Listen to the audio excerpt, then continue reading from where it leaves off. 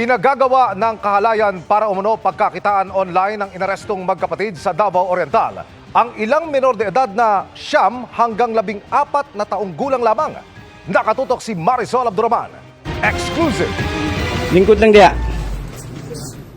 Inaresto matapos mahuli sa akto ang magkapatid na suspect edad 16 at 18 anyos habang nagpapagawa ng mahahalay sa mga batang edad 9 hanggang 14 para pagkakitaan online. Ililigtas ang 7 menor de edad, gayon din ang isang 18 anyos. Narescue rin ang 3 batang edad 1 hanggang 4 na taong gulang na itinuturing na children at risk. Ang krimen ginawa sa bahay ng mga suspect. They were directing yung mga minors natin to perform sexual activities, and then bini-video at the same time nila live stream. Pinipicturan po sila and they were being sold po sa mga buyers nila. Natunto ng mga suspect na magsagawa ng ground surveillance ang mga otoridad base sa referral ng Australian authorities.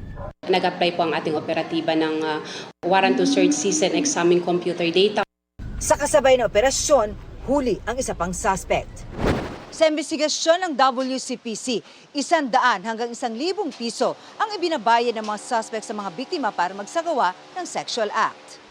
Mga money daw na parang na binibigay sa kanila is ang allegations nila or sinasabi nila doon sa mga parents nila is napanalunan nila sa online games.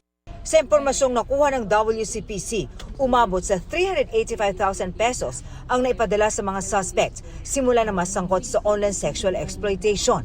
Wala pang pahayag ang mga suspects na sasampahan ng mga karampatang reklamo, kabilang na ang online sexual abuse or exploitation of children.